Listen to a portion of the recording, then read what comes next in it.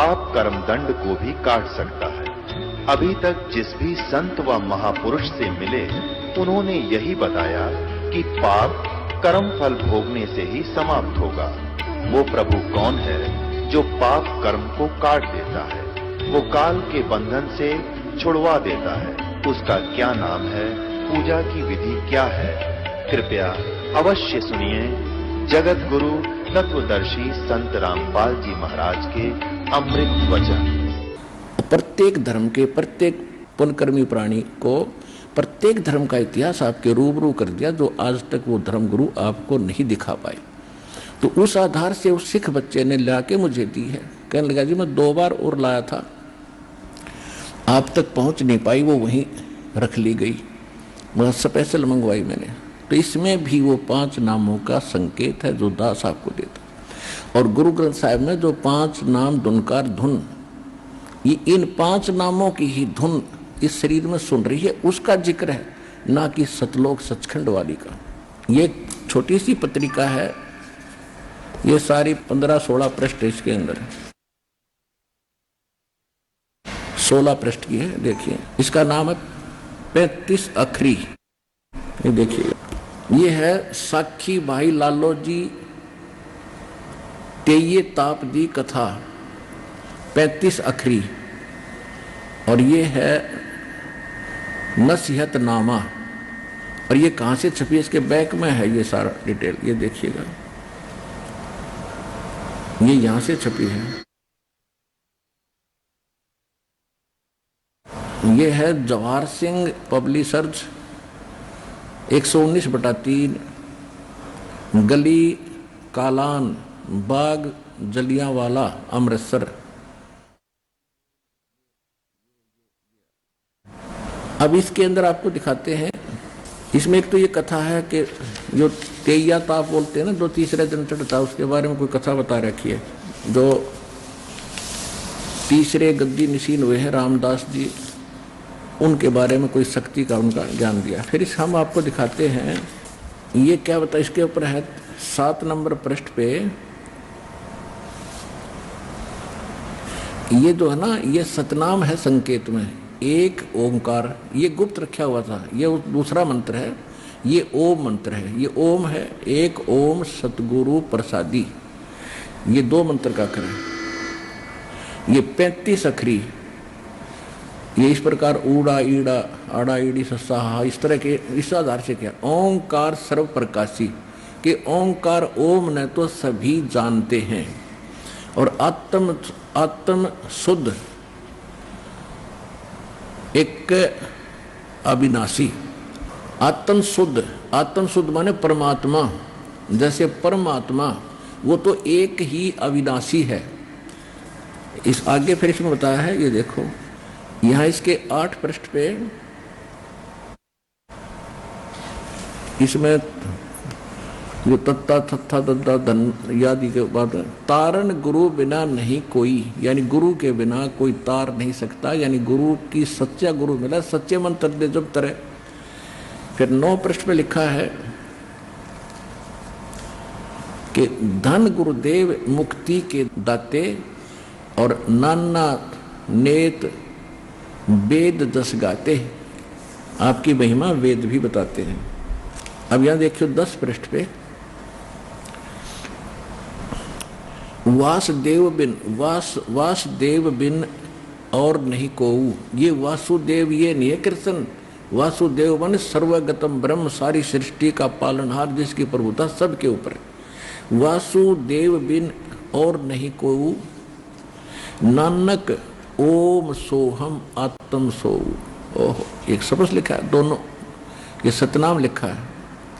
ये तो सतनाम का सिर्फ गुप्त लिखा उन्होंने, विधि नहीं बताई कैसे सिमरन करना। फिर क्या लिखा है, ओम हरियम, ओम हरियम श्रियम, और यो किलियम है, करियम लिखा।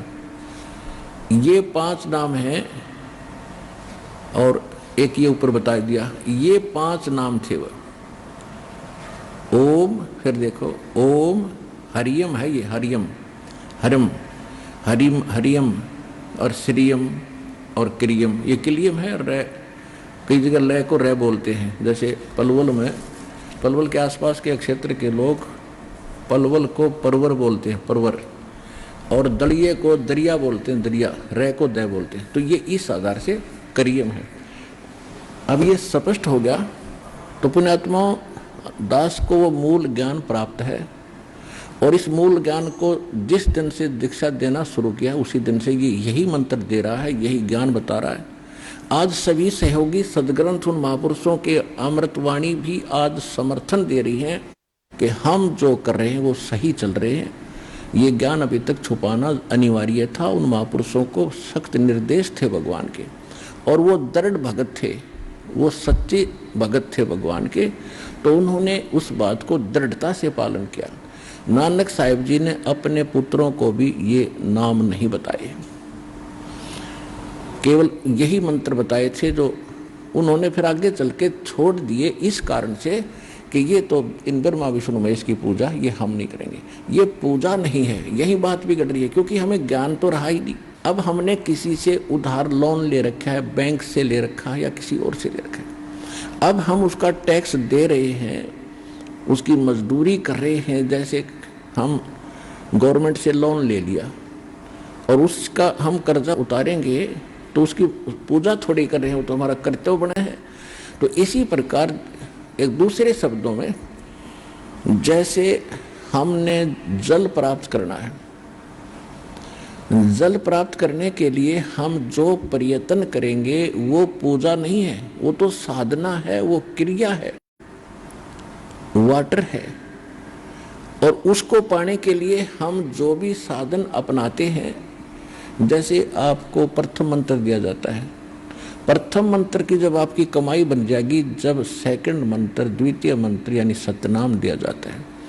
इस प्रकार समझ लिए कि आपको प्रथम मंत्र दिया है, आपने वो कमाई करी प्रथम मंत्र की, उससे फिर आपने बोकी और पाइप खरीदी, वो है सतनाम, बोकी और पाइप, क्योंकि उस कमाई से ही मिलेंगे वह। पहले आपने मजदूरी की उन 7 नाम की, पहले ये 5 नाम थे, क्योंकि पहले जो ये नाम आपको दिया जाता है प्रथम मंत्र सत्सुख करते कि कबीर तो दानक था, ये कोई मंत्र हुआ। और गरीबदास पंथ में भी मेरे सतगुरु, मेरे गुरुदेव के अतिरिक्त इस ऊपरले मंत्र का कोई जाप नहीं करता था, और नीचे वाले को छोड़ देते थे, कहते ये तो मृत्यु के समय करना होता है, सत्यम यानी राम नाम सत्य है, इसको छोड़ दो। वो बीच वाले भी कोई कुछ जपता है, कोई वो भी नहीं जपते। तो कहने का भाव ये है कि ये मालिक की मेहर हुई है आपके ऊपर, आपका सौभाग्य के मनुष्य जीवन और ऐसे समय में। तो ये सब सिद्ध हो गया कि नानक साहिब जी के पंथ में ये रामदास जी की वाणी मैंने सुनाई आपको। रामदास जी तीसरे गुरु, सिख गुरु साहिब थे। पहले नानक जी, दूसरे अंगद जी और तीसरे रामदास जी हुए। और आगे फिर रामदास जी की ही संतान ने ही 4-5 गद्दियाँ और चलाई हैं। तो कहने का भाव ये है कि ये मंत्र जो आज उन्हीं नानक साहिब की वाणी है, ये वैसे तो जो दास आपको सुना, लेकिन रामदास जी ने इसका पाठ किया था, इसका जाप करते थे। इनके जाप से इनमें सिद्धि शक्तियाँ आ गई, जिस कारण से ये कुछ चमत्कार भी दिखाते रहे। और इसी मंत्र का जाप किया करते थे सिख गुरु गोविंद सिंह जी, और इन्होंने इसको बताया है, ये दुर्गा का पाठ है, दुर्गा का पाठ है, इसमें लिखा है।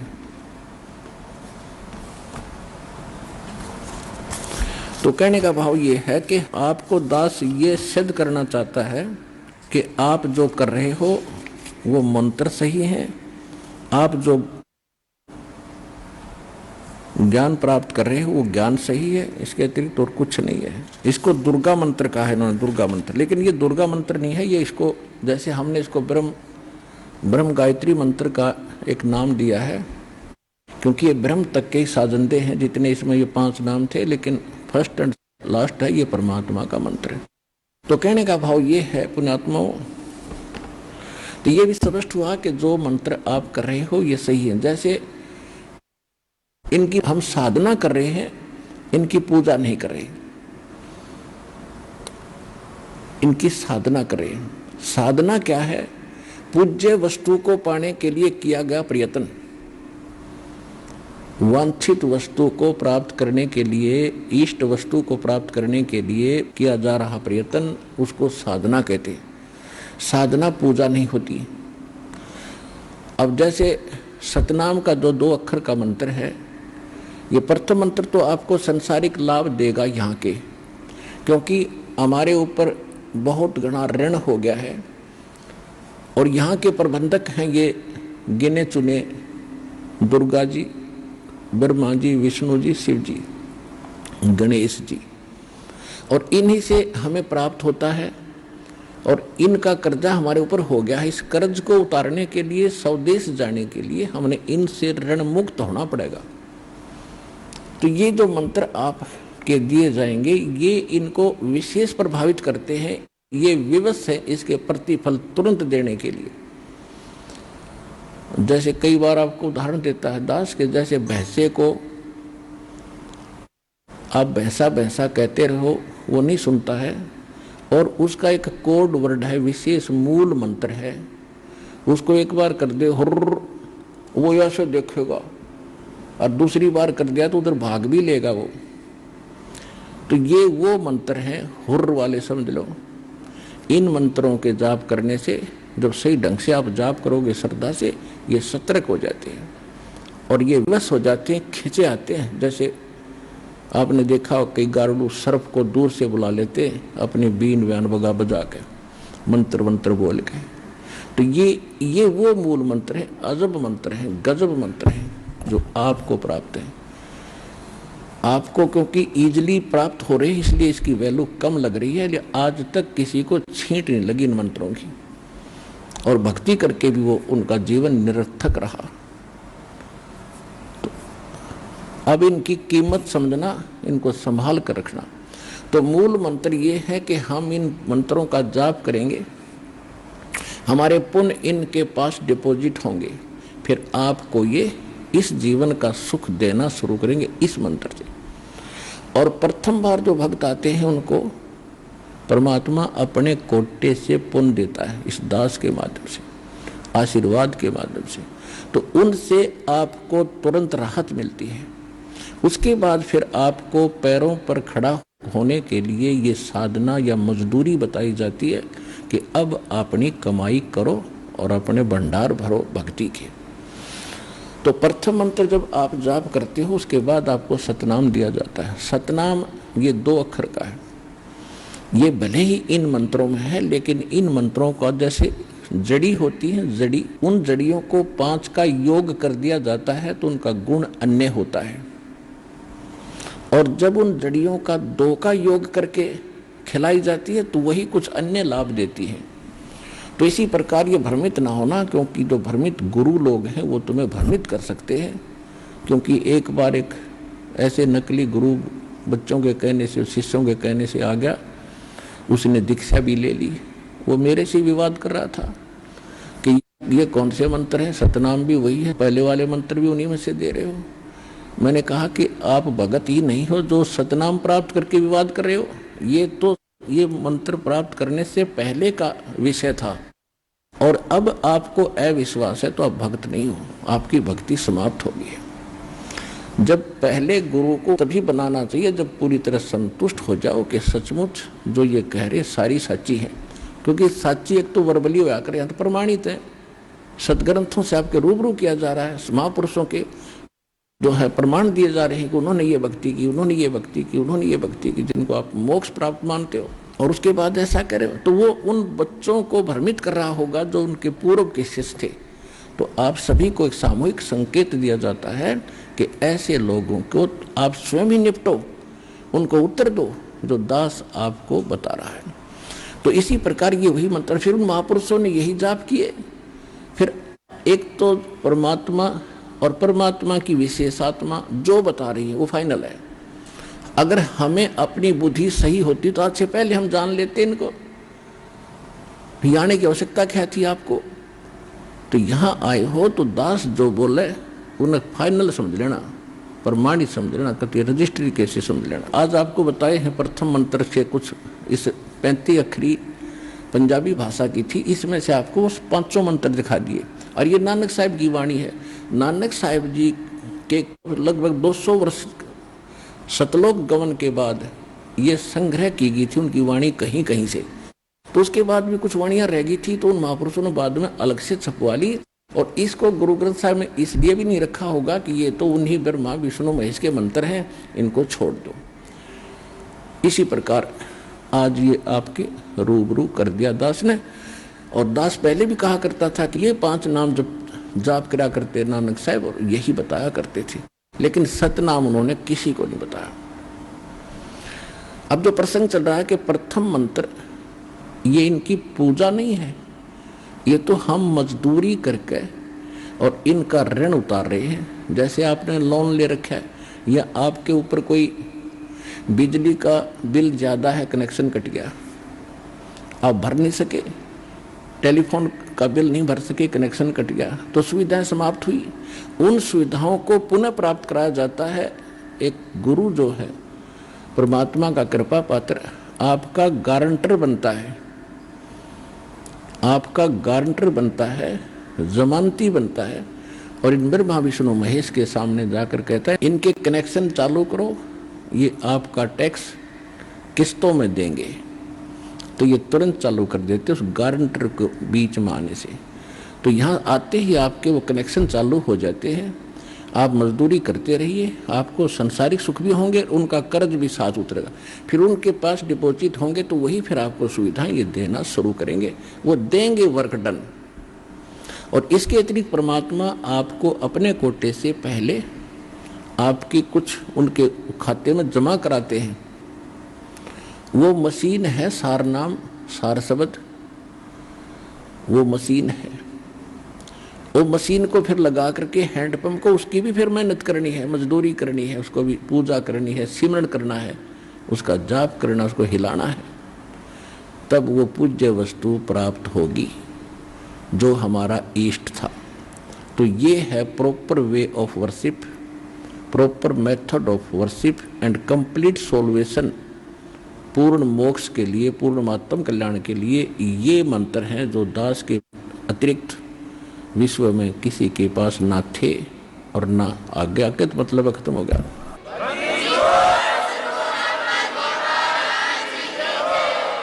और ना ही वर्तमान में अब किसी के पास है। लेकिन उन महापुरुषों को पता था, वो जाप करते थे, जिनको भगवान मिले और उनको सीधे यही मंत्र दिए थे। लेकिन उनको कसम दिला दी थी, प्रतिज्ञा दिला दी थी कि अभी इनको सार्वजनिक नहीं करना। तो इसी कारण से ये आज तक छुपा के रखना था। ये धन आपके ऊपर बखेरना था। आप कितनी पुण्यात्मा हैं जो सतलोक आश्रम बरवाला से जुड़ रहे हो, आपको नहीं पता, क्योंकि लाल की कीमत जोर ही जानता है। ये दास वो जोरी है जो आपके पुण्यों से कितना परिचित है। अब कितनी अच्छी आत्मा हो भगवान की, जिनको ये कंप्लीट कोर्स प्राप्त हुआ।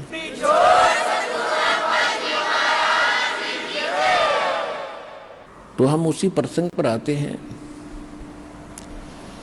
दुख में सुमरण सब करे, सुख में करे ना कोई, जय सुख में सुमरण करे तो दुख कहे कोई।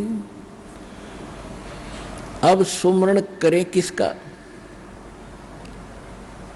राम नाम रटते रहो जब तक घट में प्राण, कभू तो दीन दयाल के बनक पड़ेगी काने। अब राम नाम रटते रहो।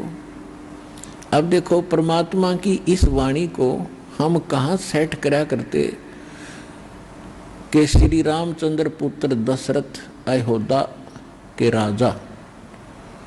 हम ये आइडिया लगाया करते थे कि कबीर साहब भी उसी राम के पुजारी थे, श्री दशरथ पुत्र के। नहीं, तुम कौन राम का जपते जापम, तात कटे नयति नूतापम। तुम कौन राम का जाप जप रहे हो जिसे तुम्हारे 3 ताप भी नहीं समाप्त हो रही। 3 ताप में प्रेत बाधा, किसी के द्वारा कोई जंतर मंत्र घाल डाल दी हो, वो भी समाप्त ना होते, और किसी ने श्राप दे दिया हो, किसी ने बद्दुआ दे दी हो, कहते ये भी समाप्त ना हो सकते तुम्हारे उन रामों से, उन भगवानों से। तुम कौन राम का जपते जापम और ताते कटे न ये तीनों तापम।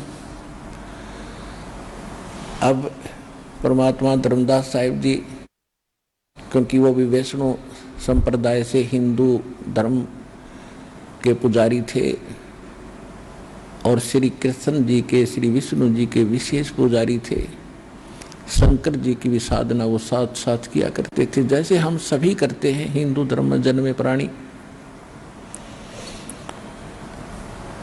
परमात्मा के ज्ञान को समझकर, सुनकर भी उसके हृदय में काफी शंकाएं शेष रह गई। एक दिन उन्होंने परमात्मा से प्रार्थना की है, परमात्मा मैं हूं तो तुच्छबुद्धि प्राणी, लेकिन मेरा पिछला जो बुरा संस्कार, बुरा ज्ञान मुझे कचोटता रहता है दाता, यदि उसका शंका का समाधान नहीं हो पाएगा तो आपका दास कहीं ना कहीं विचलित हो जाएगा, और आपके अतिरिक्त मैं पूछूं किससे, क्योंकि ये ज्ञान किसी के पास विश्व में है नहीं।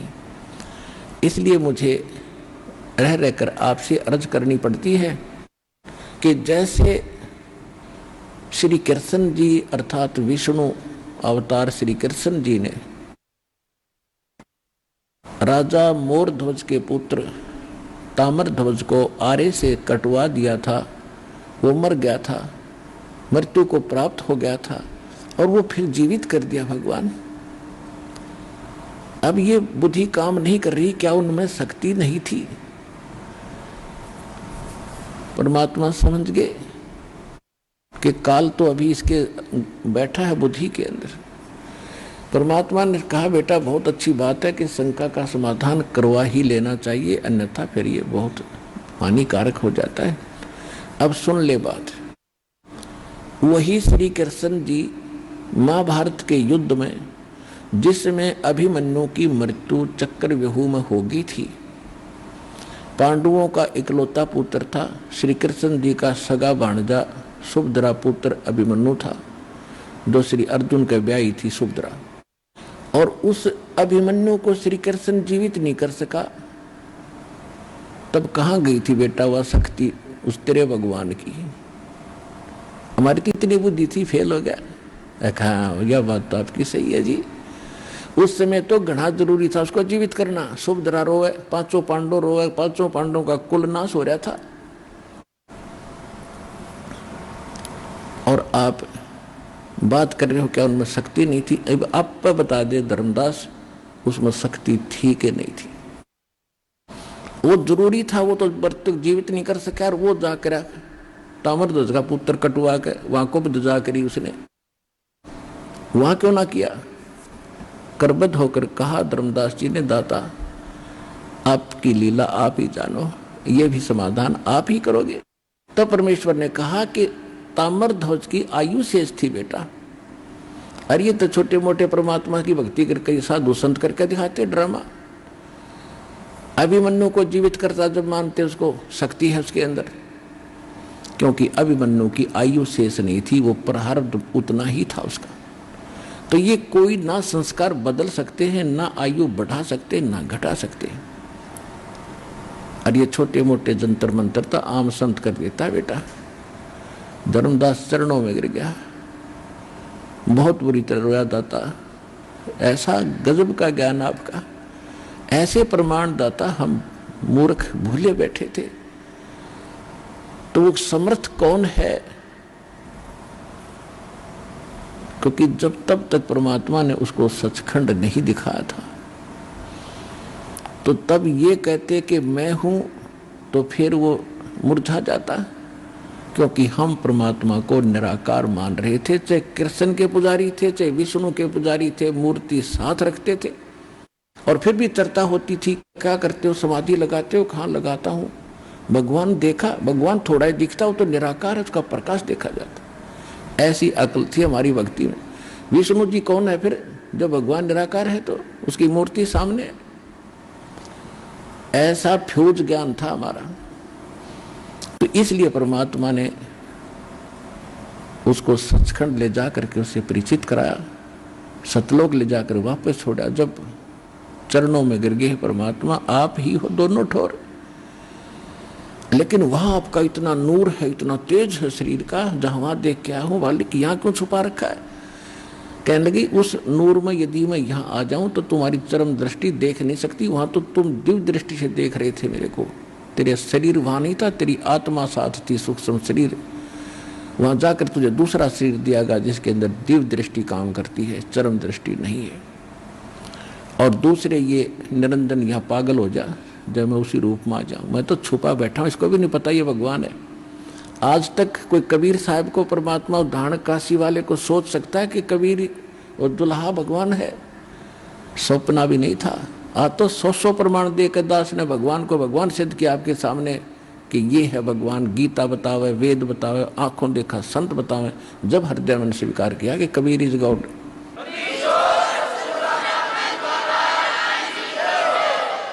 अब दास बताएगा परमेश्वर की महिमा। जैसे श्री कृष्ण जी ने जो लीला की थी, मोर ध्वज के पुत्र ताम्र ध्वज को आरे से कटवा कर जीवित कर दिया, वो भी लीला भगवान ने की। उदाहरण देता हूं, एक मनियार था। मनियार समझते होंगे, पहले चूड़ी पहनाते थे गांव में बहनों को, मनियार और उसकी पत्नी मनियारी। ये दोनों मनियार और मनियारी का काम किया करते, पति पत्नी। सम्मन और नेकी, नेकी पत्नी का नाम था, सम्मन उस भगत का नाम था, और वो परमात्मा के शिष्य थे। उनका एक पुत्र था जिसका नाम शिव था, उसको अपभ्रंश सेऊ कहा करते थे, सेऊ। और सेऊ ही नाम से वो ज्यादा प्रसिद्ध था। वो लड़का छोटा था, 10-12 वर्ष का, और सभी परमात्मा की भक्ति करते थे।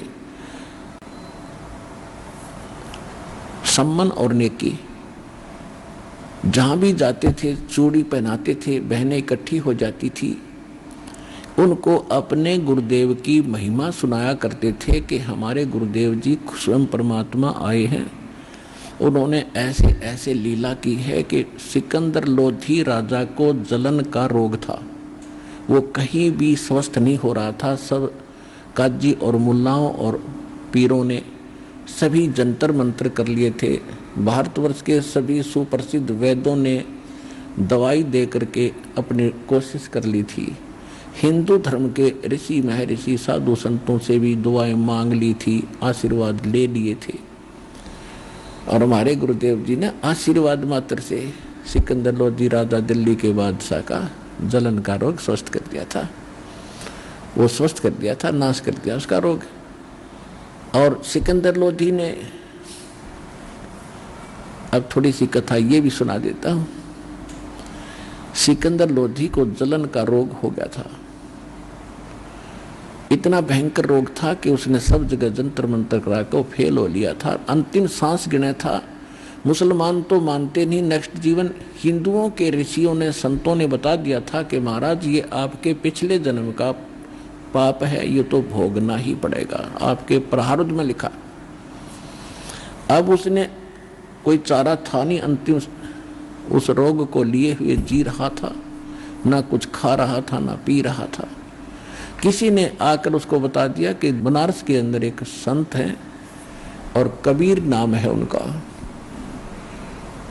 और जुल्हे के घर उनका जन्म है। उन्होंने जन्म मानते थे, मालिक का जन्म नहीं था। यदि वो दया कर देंगे आपका रोग नहीं रहेगा। मालिक की इतनी महिमा हो चुकी थी।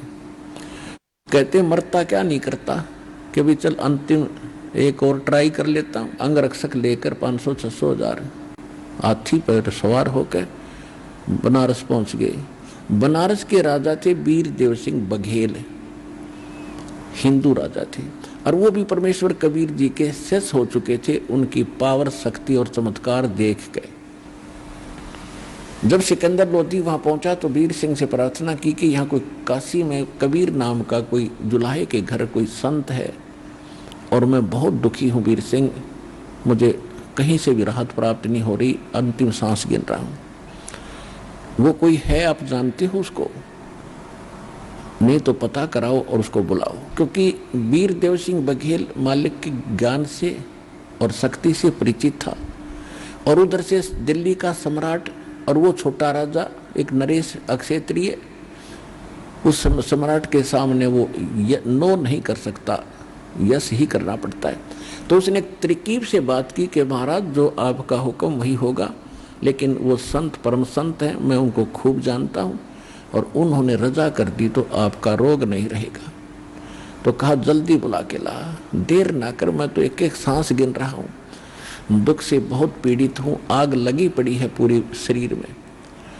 तब वीर सिंह ने कहा कि जो आपका हुक्म वही होगा राजन, लेकिन कहते हैं, मैं सुनता हूं उनके विचारों को कि संत साधु को बाई ऑर्डर नहीं बुलाना चाहिए, और यदि हम बाई ऑर्डर बुला भी लेंगे, उन्होंने रजा नहीं बख्शी, तो हम वहीं के वहीं फिर रह जाएंगे। तो साधु संत के पास स्वयं ही चल के जाना चाहिए महाराज, और जैसे आपका आदेश हो वैसे ही करेंगे।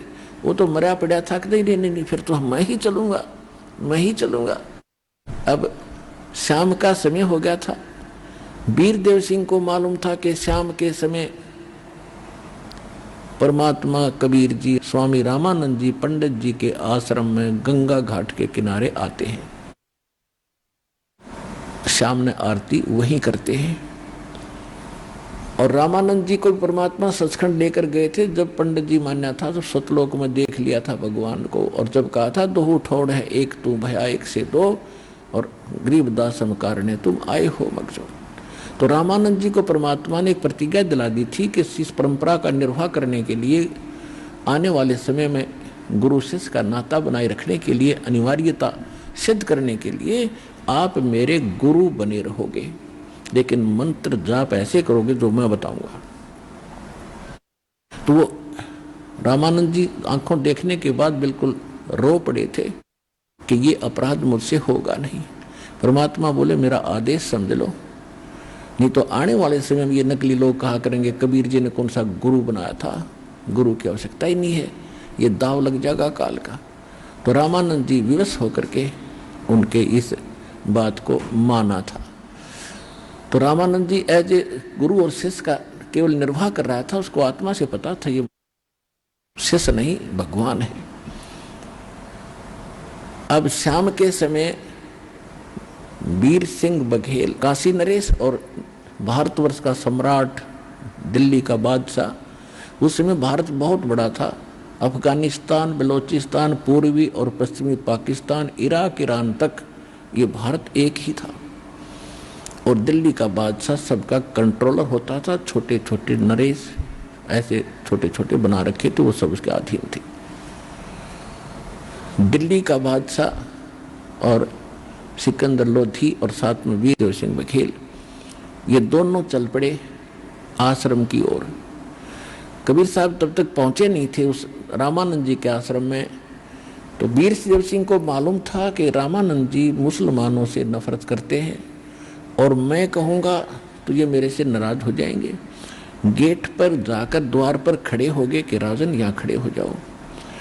द्वारपाल खड़ा था, सेवक उससे कहा भाई स्वामी जी से कहिएगा दिल्ली के सम्राट सिकंदर लोधी आए हैं, आपका दर्शन करना चाहते हैं। पहले तो उन्होंने पूछा कि कबीर जी आ चुके हैं, तो द्वारपाल सेवक ने कहा जी अभी आए नहीं हैं, आने ही वाले हैं। तो सिकंदर लोधी ने कहा कि चलो तब तक अंदर विश्राम कर लेते हैं, साहब संत के दर्शन करते हैं रामानंद जी के।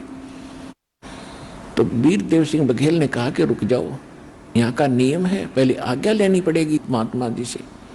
तो सेवादार से कहा कि भाई ऐसे कहिएगा दिल्ली के बादशाह आए हैं, और कबीर साहब जब तक आएंगे तब तक यहाँ इंतजार करना चाहते हैं आश्रम के अंदर, और आपका दर्शन भी करना चाहते हैं। अब द्वारपाल अंदर गया, शाम का समय था, मौसम ठीक सा था। बाहर उस आश्रम के अंदर वृक्षों के नीचे स्वामी जी बैठे थे आसन पे। रामानंद जी, द्वारपाल ने जाकर कहा महाराज ऐसे ऐसे दिल्ली के सम्राट सिकंदर लोधी आए हैं, और वो आपका दर्शन भी करना चाहते हैं, और कबीर जी से उन्होंने मिलना है, तब तक आपके इस आश्रम में इंतजार करने के लिए अंदर आना चाहते हैं। रामानंद जी ने कहा कि उनको कहो वो बाहर खड़ा इंतजार कर ले। वो मांस मीठी खाने वाले मलेच्छ हैं और हम इन मुसलमानों से को इस आश्रम में अलाउड नहीं कर सकते। अब वो बोलता उनने भी सुन रहा था, क्योंकि इतना बड़ा आश्रम नहीं था, बगीचा ऐसा था, झोपड़ी डाल रहे थे एक दो। उन दोनों ने भी सुन लिया कि रामानंद जी ने नकार दिया। द्वारपाल ने आकर बताया कि महाराज जी ने आपको मना कर दिया क्योंकि आप मुसलमान हो और मुसलमान इस आश्रम में प्रवेश नहीं कर सकता। अब कहते हैं तप से राज और राज मदमानम और जन्म तीसरे शुक्र स्वानम। राजा तप से बनता है और राजा के अंदर अभिमान होता है और अभिमान उसका सबसे बड़ा दुश्मन होता है। उसने सोचा रे 2 कौड़ी का बाबा जी है, 1 एकड़ में आश्रम बना के अपने आप को इतना महत्वशाली समझता है, मुसलमानों से नफरत करता है, निकाल के तलवार और चल दिया अंदर। ये कौन रोके? द्वारपाल की हिम्मत। सामने जाके गुस्से में रामानंद जी की गर्दन काट दी। अब ये मन का सांग है, सारा मन का खेल है, ये पापी है मन, ये काल है। पहले जुल्म करवाता है और फिर उसका दंड भुगतवाता है। अब जब उसने वो विनाश कर दिया ना, तब अकल ठिकाना आएगी। को तेरे की आया था रोग कटवाने, ये तो अब और बढ़ा ली समस्या। कहने लगा वीर सिंह चल वापस, मेरे तो उल्टे लाग रहे हैं, मेरे तो बुरे दिन हैं, चाहता हूं भला करना और करवाना और होता है बुरा। अब वो ऐसा महापुरुष बताते हो कबीर जी को, अब उनके गुरु जी का मैंने हत्या कर दी, मर्डर कर दिया, अब वो शराप और देगा मुझे जब यहाँ आ गया तो निकल जल्दी से। अब वीर सिंह क्या बोल रहे उस राजा के सामने? वापस चलने लगे, सामने से परमात्मा आ गए। अब देखो खेल दाता का, एक तीर से कितने शिकार करे। रामानंद जी की अकल ठिकाने लानी थी। अभी तक वो हिंदू और मुसलमानों को 2 समझकर नफरत करता था। जब तक हमारे अंदर ये राग द्वेष और घृणा है, हम मोक्ष मुक्ति नहीं पा सकते, वो भक्ति भी फेल होती रहती है। उधर से राजा को स्वस्थ करके उसका कल्याण करना था। और जब तक अति अधीन दीन हो प्राणी और ताको कहना ये अकथ कहानी, जब तक हम भी नम्र नहीं होंगे तो संत का आशीर्वाद भी काम नहीं करता। अब उसको नरम बनाना था, एक इतिहास बनाना था, अपना परिचय देना था कि I am God, I am Kabir God, ये परिचय देना था। जो ही वो बाहर निकले, दोनों नरेश सामने से परमात्मा आ रहे हैं। वीर सिंह जी पहले से शिष्य था, सारी क्रियाओं को से परिचित था। तुरंत दंडवत प्रणाम किया मुकुट समेत कबीर परमेश्वर के चरणों में। अब मरता क्या नहीं करता। सिकंदर लोधी ने सोची यो है वो संत है, इब और कोई चारा नहीं, चरणों में गिर नहीं तो आ गया सामने शेर। अब तुरंत वो भी मुकुट समेत चरणों में, दोनों चरणों में दंडवत प्रणाम करे। तब परमात्मा ने कहा कि हे राजन, हे 2 नरेश, आज कैसे गरीब के पास पहुंचे? और ऐसे करके दोनों के सिर पे हाथ रखा कि खड़े हो। अब जो ही मालिक ने सिकंदर लोधी के सिर पे हाथ रखा, उसका जलन का रोग तुरंत समाप्त हो गया, जैसे क्विंटल टनों वजन हट गया। बोलो सतगुरुदेव कबीर भगवान की जय।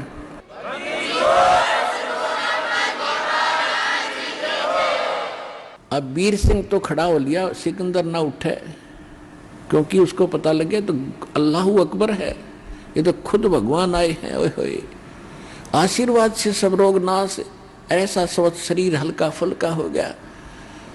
अब उसने सोची कि अब ये पता लगेगा इनको कि इनके गुरुजी का मैंने मर्डर कर दिया और ये मुझे फिर वही रोग दे देगा। इसलिए पैर नहीं छोड़ रहा, रो रहा बुरी तरह, परवरदिगार बख्श दो, परवरदिगार मैं अपराधी हूं।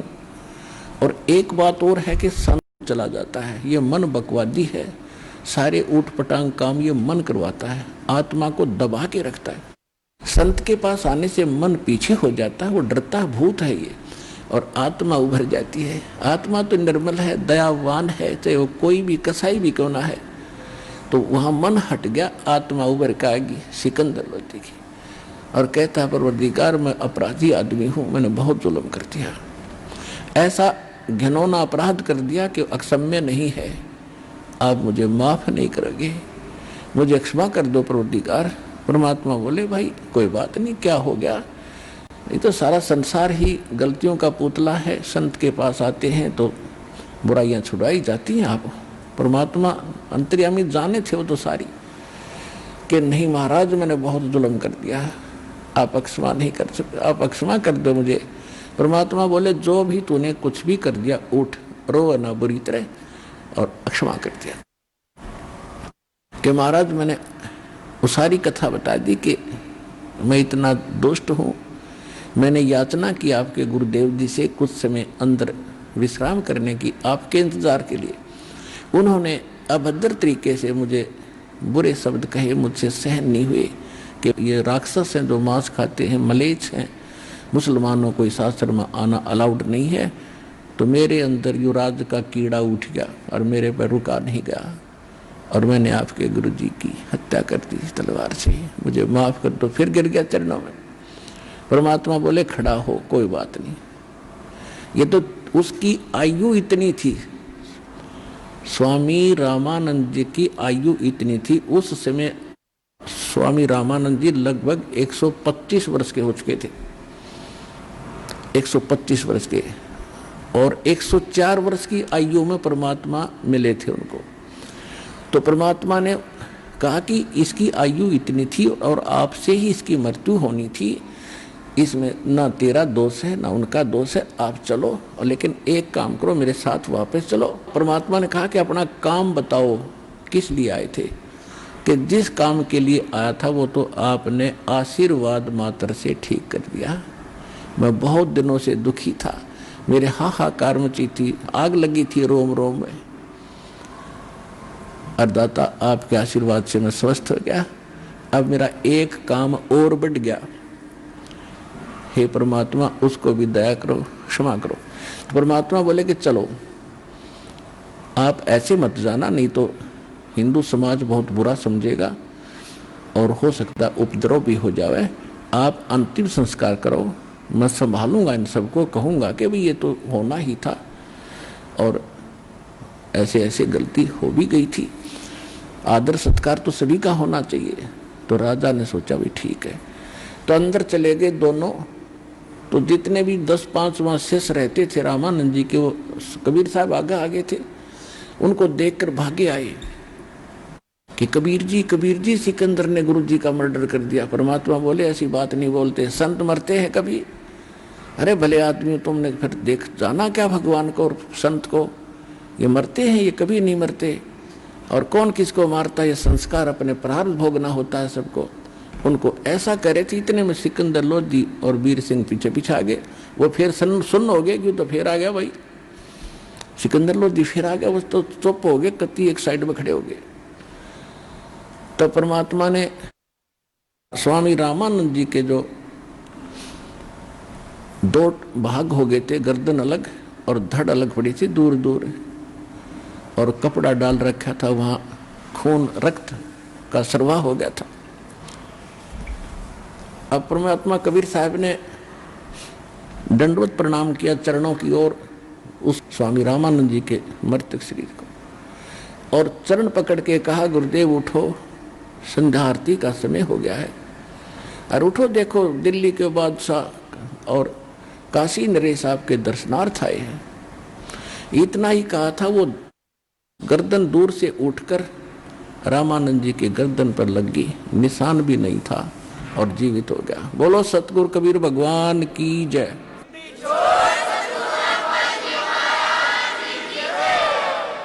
अब सामने उठते ही उसने देखा सिकंदर लोधी फिर खड़ा है, फिर लाल आंख करने लगा। फिर इतने में परमात्मा ने कहा कि हे स्वामी जी, आप तो लीला कर रहे थे, आपको कौन मार सकता है? तो इतने में उसने नीचे ध्यान गया कि मैं तो मर गया था फिर, और ये मेरे शरीर से गर्दन कटने के बाद उनके शरीर से 2 धारा चली थी, एक रुधिर की, एक दूध की। शरीर से तो या तो ब्लड निकलना चाहिए था।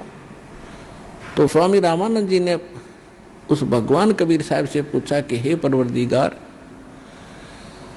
ये शंका का समाधान कीजिए कि ये दूध और रक्त ये ऐसे कैसे आया है, या तो रक्त होना चाहिए था सारा, ये दूध क्यों आया। तो परमात्मा ने कहा कि स्वामी जी, पहले आप केवल ब्राह्मणों को ही उत्तम मानते थे, अन्य जाति वालों को आप शेष नहीं बनाते थे, तो वह बड़ी कमजोरी थी। वो तो आपने दया कर दी सारे हिंदू समाज के ऊपर कि आप सबको दीक्षा देने लगे, और अभी भी आप में कमजोरी रह रही है कि आप मुसलमानों से नफरत करते हो, और जब तक नफरत शेष है मोक्ष नहीं हो सकता। इसलिए आपके शरीर में 50% प्योरनेस है, प्योरिटी है, आधे शुद्ध हुए हो, और जिस दिन आप पूरे मानव और प्राणियों को एक समझ लोगे उस दिन आप मोक्ष के अधिकारी हो जाओगे। इसलिए आप अभी अधूरे हैं दाता। रामानंद खड़े हुए और परमात्मा ने 1 घंटे प्रवचन किए। हिंदू और मुसलमान दो नहीं है, दो कहे जो नरक में जावे, एक खुदा के बच्चे हो तुम, सब एक घर से आते हो तुम, या अपने आप अलग अलग जाति और मजहब बनाकर भ्रमित हो जाते हो। हिंदू और मुसलमान सब परमात्मा के बच्चे हैं, ईसाई हो चाहे सिख हो, सिख तो जब तक थे नहीं। तो रामानंद खड़े हो गया, आँखों में पानी भर गया और सिकंदर लोधी को सीने से लगा लिया, बेटा मेरे से गलती होगी, मुझे क्षमा कर देना, मैं बहुत निकम्मा था, आज मेरी आँख खुल गई। उसके बाद रामानंद जी ने किसी भी जीव के प्रति कोई घृणा नहीं रखी। तो फिर सिकंदर लोधी ने कहा कि भगवान, ऐसे अच्छे विचार आपके और ऐसे महापुरुष, क्योंकि उनका कति विश्वास दृढ़ हो गया था कि ये अल्लाह अकबर है, अपने हाथों से काटा आदमी को और सामने जीवित कर दिया, रेजिटीज बैठा है, और ऐसा भयंकर रोग जो आज तक किसी मुसलमान के, किसी काजी मुल्ला और किसी से ठीक नहीं हुआ, ना हिंदू धर्म के किसी वैद और जंतर मंतर करने वाले ऋषियों से ठीक हुआ, और महापुरुष ने तुरंत ठीक कर दिया। तो ये परमात्मा आई है और मेरे सामने जीवित कर दिया। ओए होए। तो उन्होंने कहा कि परवरदिगार, एक बार दिल्ली चलो, आप दिल्ली चलो दाता, वहाँ तो आग लगी पड़ी है, हिंदू और मुसलमान की आपस में ऐसा झगड़े होते हैं, आपके विचार सुनेंगे, हो सकता है सभी की बुद्धि ठिकाना आ जाए। परमात्मा बोले, हम ऐसे नहीं चलते, जो हमारा कोई दीक्षा लेगा तो हम चलेंगे, हम मेरा शिष्य बनता उसके साथ जाते हैं, ऐसे वैसे नहीं जाते हम किसी को। तो सिकंदर लोधी बोला, जी वो क्या करना पड़ेगा शिष्य बनने के लिए? आपने ये करना पड़ेगा, मांस नहीं खाना होगा, छूना भी नहीं होगा, और किसी को सजा गलत नहीं देगा, न्याय करेगा, किसी को सताएगा नहीं। तो उसने कहा, जी ठीक है, मांस नहीं खाऊंगा, और तेरे राज्य में कोई भी जीव हिंसा ना हो। तो यहां वो व्यवस्था जाहिर करता है कि भगवान, आप तो जानी जान हैं, मैं मांस नहीं खाऊंगा, लेकिन जीव हिंसा का प्रतिबंध मैं लगा नहीं पाऊंगा, क्योंकि ये बहुत ज्यादा है, आप भी जानी जान हो। तो परमात्मा ने ये कंडीशन लूज कर दी कि ठीक है, तू मांस नहीं खाएगा और कोई बुराई नहीं करेगा, बीड़ी शराब तम्बाकू हुक्का भी प्रयोग नहीं करेगा। मुसलमान हुक्का बड़ी चाव से पीते हैं, वैसे सारे पीने लगे, तो उस समय वो पीते थे, तो उसने कहा कि नहीं, वो सब मान ली सकते हैं, और परमात्मा ने उनको अपना शिष्य बनाया। तो कहने का भाव ये है कि अब सम्मान और नेकी दोनों जहां भी जाते थे और बहनों को चूड़ियां पहनाते थे, तो ये जिक्र किया करते थे, ऐसी ऐसी कथा सारी सुनाया करते थे। आइए अब हम उन श्रद्धालुओं के अनुभव जानते हैं जो जगत गुरु तत्वदर्शी संत रामपाल जी महाराज जी से दीक्षा प्राप्त कर चुके हैं तथा उनके द्वारा बताए गए भक्ति मार्ग पर चल रहे हैं। नमस्कार जी। सत्साहिब सर। क्या नाम है जी आपका? सीमा यादव। बहन जी आप कहाँ से आई हैं? नारनौल जिला महेंद्रगढ़ हरियाणा से। बहन जी संत रामपाल जी महाराज से नाम दीक्षा आपने कब ली? 11 नवंबर 2008 को। बहन जी संत रामपाल जी महाराज से नाम दीक्षा लेने से पहले क्या आप कोई भक्ति साधना भी करती थी? हाँ जी, हम संत रामपाल जी महाराज से नाम दीक्षा लेने से पहले सभी देवी देवताओं की भक्ति करते थे और जो कावड़ वगैरह ये सभी करते थे। तो फिर आप संत रामपाल जी महाराज की शरण में कैसे आई? संत रामपाल जी महाराज की शरण में हम बुआ जी मतलब कि पहले से नाम ले रखा था, तो मेरे दादाजी को उन्होंने बोला कि आज हम सत्संग में जा रहे हैं तो आप हमारे घर पे मतलब बच्चों के पास रुक जाओ। तो दादाजी वहाँ पे गए, दादाजी को बुआ जी बुक दे के गई थी कि ये बुक आप पढ़ लेना इतने।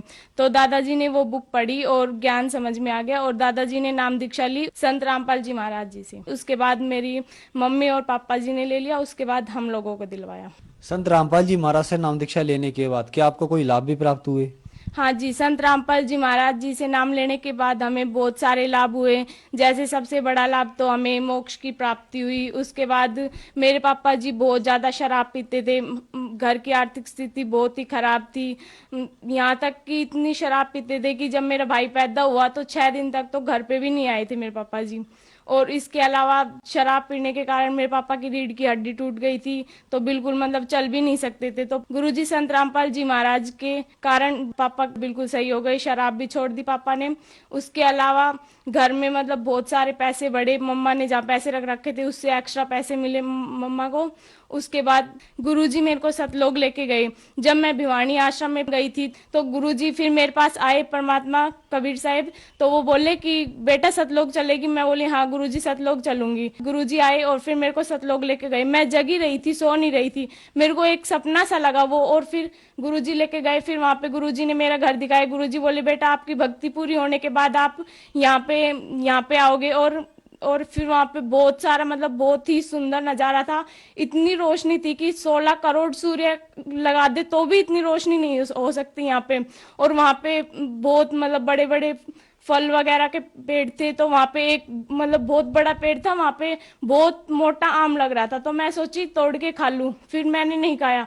मैं सोची गुरुजी क्या सोचेंगे कि बिना पूछे ही खा रही है ये, तो फिर मैंने नहीं खाया। तो फिर गुरुजी ने सिंहासन दिखाया, वो बहुत बड़ा था। कबीर साहब वहां पे बैठे हुए थे, बिल्कुल सोने का जैसा था।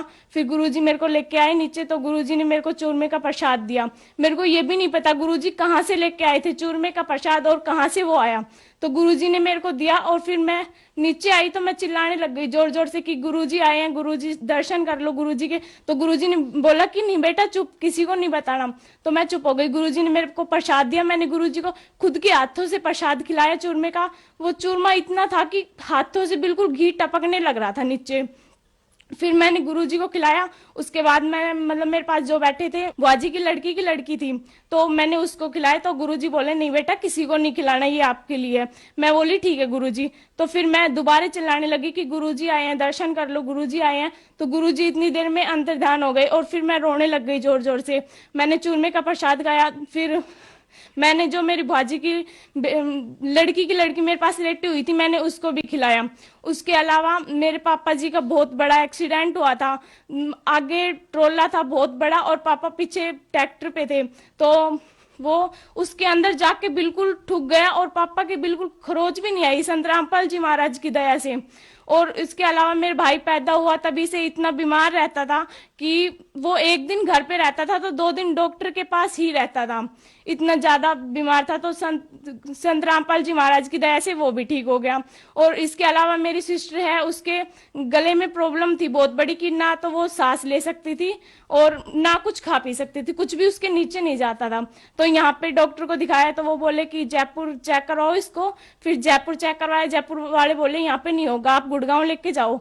तो उसको गुड़गांव लेके गए। फिर उसके बाद डॉक्टर ने कहा कि 6 महीने तो इसकी मतलब दवाई असर ही नहीं करेगी, उसके बाद थोड़ी बहुत असर करेगी और ये भी कोई पक्का नहीं है कि ये ठीक होगी या नहीं होगी, इसका बचना बहुत ही मुश्किल है। तो पापा ने दिमाग लगाया, थोड़ा सोचा कि मतलब इसके नाम खंडित हो रहे होंगे। तो फिर वहां पे नामदान की मतलब कांटेक्ट किया किसी के पास और पूछा कि मतलब कहाँ से गया। तो इसका नाम शुद्ध करवाया, अमृत जल पिलाया। तो अमृत जल इसने बहुत आसानी से पी लिया, जहाँ की एक बूंद नहीं जा रही थी इसकी गले के नीचे, और वो उसने पानी आराम से पिया। उसके बाद इसने नारियल का पानी पिलाया, वो भी इसने आराम से पी लिया। संत रामपाल जी महाराज की दया से वो भी ठीक हो गया।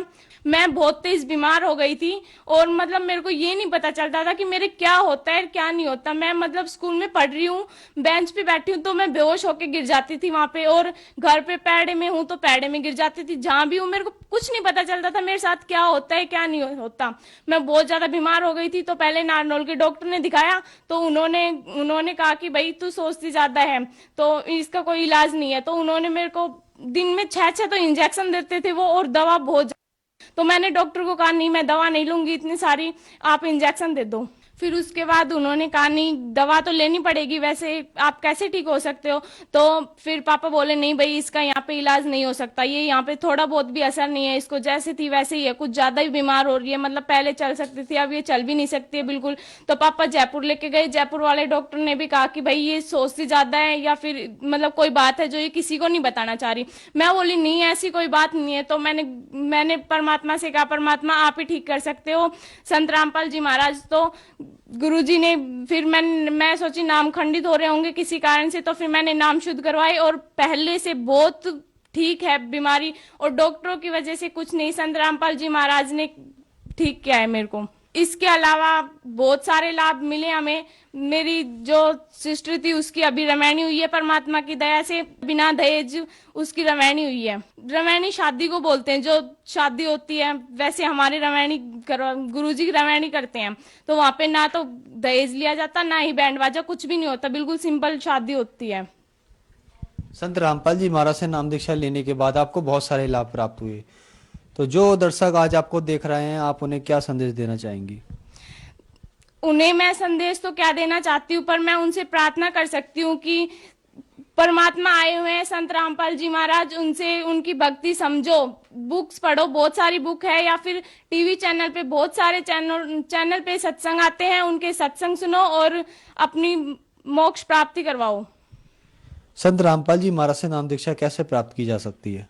संत रामपाल जी महाराज से नाम दीक्षा प्राप्त करने का बहुत ही सरल आइडिया है। आप टीवी चैनल पे सत्संग आता है उस पे देख सकते हो, या बुक्स के पीछे भी नंबर रहते हैं, हर बुक्स के पीछे नंबर मिलेंगे, उस पे आप कांटेक्ट करके आपके जो भी जितना पास नामदान पड़ता है वहीं से आप नाम दीक्षा प्राप्त कर सकते हैं। धन्यवाद जी। सच्चाई।